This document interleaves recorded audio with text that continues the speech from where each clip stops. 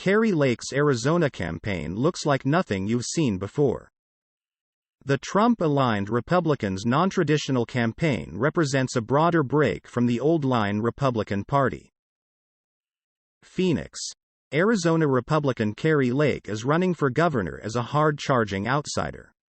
That's why it came as a surprise when, ahead of the August primary, a supporter asked her about a rumor that she'd hired prominent GOP strategists closely aligned with the party establishment.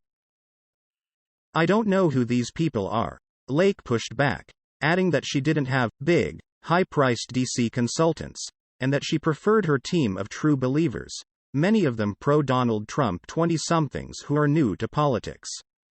To drive the point home, Lake recalled, she waved over one of her young lieutenants and asked him to show off his MAGA tattoo, which happened to be on the inside of his lower lip.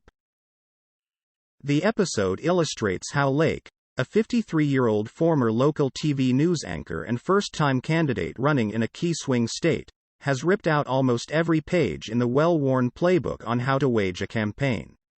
And it highlights how aversion to old ways of doing business within the Republican Party is animating a new class of candidates after Trump's presidency. Lake is looking to extend the GOP's 14-year hold on the Arizona governorship, but her campaign has little in common with the Republicans that ran before her. Lake calls herself her own campaign manager, believes political consultants don't know what the hell they're talking about, and refuses to call big donors who are accustomed to being courted. She ignores advice from the Arizona political class and says she's not a huge believer in running TV ads, where campaigns typically spend most of their budget. Her body man works full-time as a realtor, her husband is her videographer, and, until a few days ago, she had an old-school website that looked like it was designed during the early days of the internet. And while other candidates use polling data to shape their strategy, Lake hasn't commissioned a single private survey since she won the primary, choosing instead, she says, to go with her instincts and interactions on the campaign trail. While some seasoned Republican political hands wince, Lake is seeing positive returns, and has emerged as one of the most formidable Trump-aligned candidates of the midterms. After soundly defeating a better-funded primary opponent who had the backing of the sitting governor, Lake is in a neck-and-neck race with the incumbent Democratic Secretary of State, Katie Hobbs. The guerrilla-style approach provides a window into the role Lake would embrace in the party should she win, and the style of candidate Republican voters are increasingly gravitating toward. With senior Republicans increasingly viewing her as a rising figure, Lake is, much like Trump, who backed her in the primary, breaking the norms of politics and establishing herself as a firebrand outsider driven by the sheer force of personality and celebrity. "I don't need a pollster or a consultant from DC or another big city to come into Arizona and tell me what Arizona is about," Lake said during an hour-long interview in her Phoenix campaign office, pointing to her 27-year history as an anchor, which made her a household name in the state. "I understand Arizona."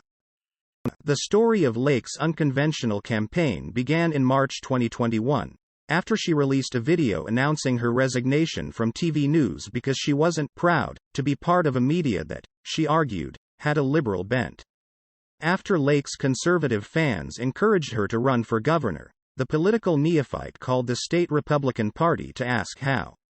In May, Lake, along with her husband Jeff Halperin and best friend Lisa Dale, gathered in a fellow churchgoer's backyard to record a launch video. By early June, Lake was officially in the race. "I didn't expect to get into politics, so I didn't know how to run a campaign," Lake said. She determined early on that she wasn't keen on consultants. One urged Lake distance herself from Trump, who narrowly lost the state in 2020, a no-go for the staunch Trump backer. "I'm like, okay, hasta la vista. Thanks but no thanks," Lake recalled saying.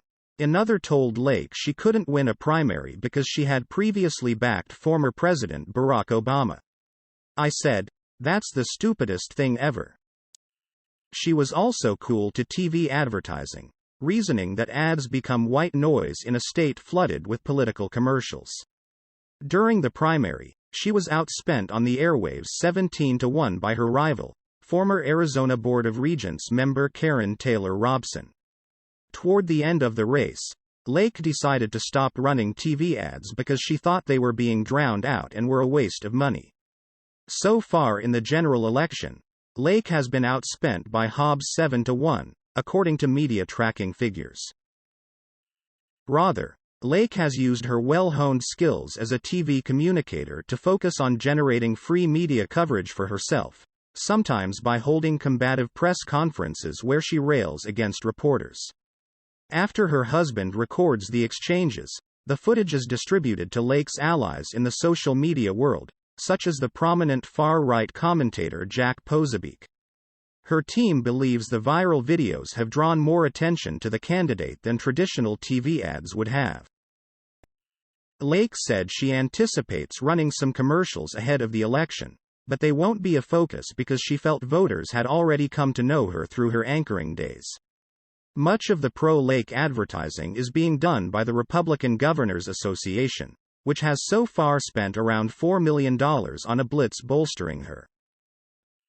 I think I'm a unique candidate in that I didn't need to run as much advertising to let people know who I am, because they already knew who I was, Lake said. Within some corners of the party hierarchy, however, there is concern that Lake's reluctance to advertise could cost her swing voters. While Lake has emerged as a conservative hero, thanks largely to her strident support of Trump, her clashes with the media and her opposition to vaccine mandates, some top Republicans worry that she has turned off moderates who could tilt the election. But Lake has made clear that she's determined to run her own race. During the interview, she read aloud text messages she'd received from those in the political class offering advice, outreach, she said, that she had ignored. She said she has repeatedly turned down requests from political professionals looking to meet with her. Stan Barnes, an Arizona-based Republican strategist who is a longtime friend of Lake's, said that he had early on urged Lake to soften her hard-edged rhetoric. But he said the candidate had turned him down, a decision, Barnes said, he has come to see as wise. She says, "Thank you very much, Stan," and then goes out and does what she's been doing, Barnes said. Any attempt to change or script or restructure the campaign is counter to what's in her heart. The candidate's unconventional approach extends to fundraising. While other candidates typically burn up the phone lines to deep-pocketed donors, Lake has taken a largely hands-off approach. During a recent sit-down with contributors in Tucson, attendees expressed surprise that she hadn't reached out to them. She often refuses to make a hard sell to donors during fundraising events, saying that while contributions are appreciated, money doesn't matter as much in politics as it used to. And until recently, Lake's campaign rarely sent online fundraising solicitations to supporters. Still, she has begun to win over some of the state's big givers, many of whom backed her more establishment-aligned primary opponent. Last week, she held a fundraiser at the Biltmore Estates in Phoenix that netted $650,000, according to an organizer. While other candidates line their campaigns with experienced advisors, Lake's organization is filled with young aides who are new to politics. The campaign has taken on a collegiate feel. During a visit to her headquarters last Thursday, several teenage staffers typed away on laptops. A nearby wall featured a poster of Lake superimposed onto the cover of an album by the rapper Drake. And following last week's fundraiser, Lake staffers set off fireworks outside the home of Robson, her defeated primary opponent who happens to live several doors down from where the event took place. The roster of top Lake aides includes Dale, a political first-timer and former local TV host who met Lake when she was starting in the TV news business.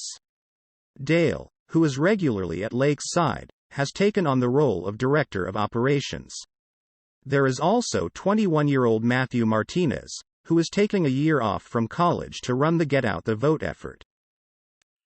And there is 27-year-old Colton Duncan, who Lake calls the most important person on the campaign, and likens to the provocateur and Trump advisor Roger Stone. Duncan, who grew up in a trailer park in Lubbock, Texas, was brought in early to help Lake with messaging. He has called himself the anti-consultant consultant. With the race heading down the final stretch, public polls show it is competitive. A CBS News, YouGov survey released Wednesday shows Lake and Hobbs tied at 49%, the latest in a string of surveys showing a tight race. And, as Trump heads to Arizona this weekend to host a rally for Lake, her campaign has drawn the attention of those in the former president's orbit.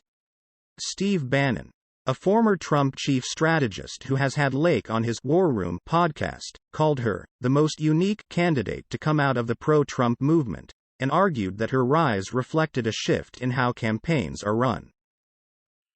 "I think the game is changing rapidly," he said. "It's unbelievable.